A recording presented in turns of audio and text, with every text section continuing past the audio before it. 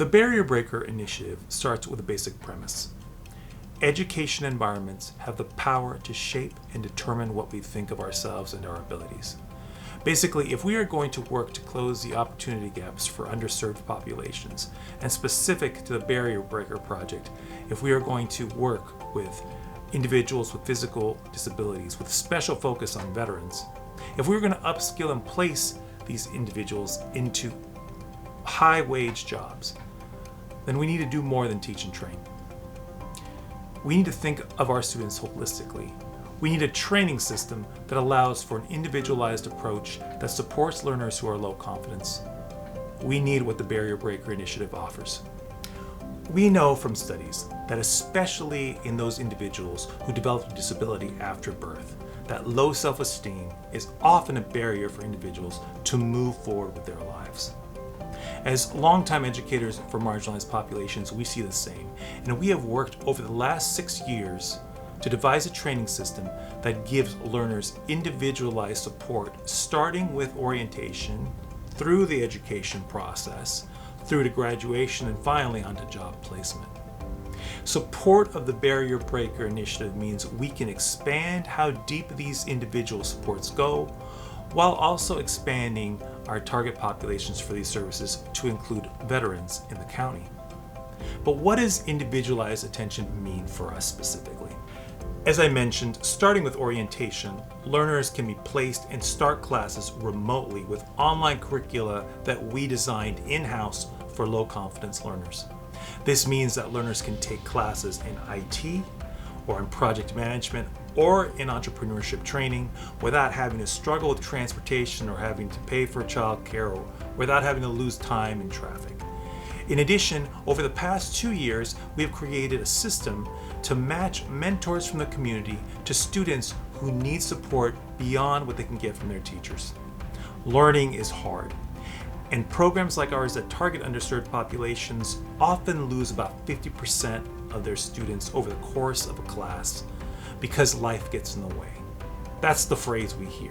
But if we unpack what that means, it often means that the learner has lost heart, has lost confidence.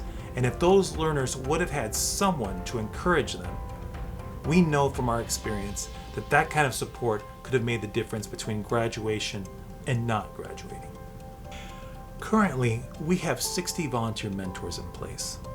Funding from the county would allow us to recruit and match 5 times that number over the next 3 years.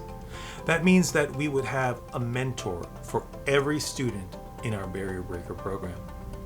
This takes us to post-graduation job placement. Specific to the IT and project management students, our ask of the county is to help us hire 2 job developers who come from the disabled community themselves. This is vital to the project in that these staff will advocate with businesses for the importance of hiring individuals with physical disabilities, as they also liaise with local workforce development programs to ensure that our graduates get hired.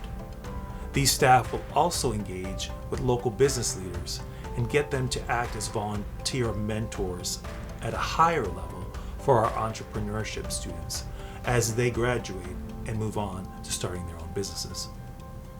One thing to note here is that with our current planning, we only need financial support for the first 2 years of our grant for the job developer position. In year 3, these positions would be paid for by savings that we will receive from an app we are developing independently of this grant that will allow us to automate the onboarding, training, and matching of our mentors, which means that the money that we are using currently to support those 2 staff positions will be able to cover the job developer positions. I bring this up because we know how difficult it is, how limited the resources are for human services projects like this. And so what we want to show is how determined we are, how focused we are, how absolutely sure we are that including mentorship is really key in pushing back against systemic barriers for underserved populations, like populations that we're talking about here. Moreover, our goal is to bring something to the table that is different. There are lots of great training programs, but what we offer is a training program that allows for low confidence learners to really find themselves, move forward, and break barriers. With county support, we can play our role to support citizens with physical disabilities. We can do this if we get the help. So let's do this. Let's do this together.